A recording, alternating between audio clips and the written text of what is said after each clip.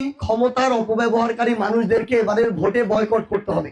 আমরা যখন আজকে ওইদিকেই সাতমেলাতে একটু ঘুরলাম, সদরে একটু ঘুরলাম, রাস্তা দিয়ে আসতেছিলাম আর কি, তো ওইখানে অনেক মহেন্দ্র ট্রাকে করে আজকে ওই যে বিএনপির চিনিকল মাঠে পুরো জেলার জনসভা আছে আসনের, যেটা আমরা করছিলাম যেদিন আমিরে জামাত আসছিল।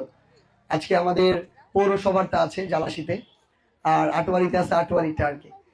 তো একটা লোক বলতেছিল আর কি, আমরা গাড়িতে ছিলাম, উনি দেখে নাই, উনি ভ্যান চালাইতেছিল। পরে একটা লোক বলতেছিল যে চাঁদাবাজির অর্ধেক লাখ টাকা মনে হয় আইস খরচ করছে ইমরা। তো আসলে ব্যাপারটা অনেকাংশে সত্য যে আমাদের কাছে কিন্তু চাঁদাবাজির টাকা নাই যে আমরা এই ধরনের উল্টাপাল্টা শোডাউন দিয়ে বেড়াবো।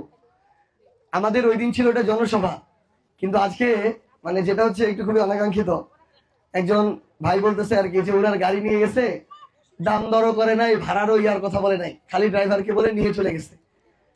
তো এগুলো তো আসলে জুলুম আর কি।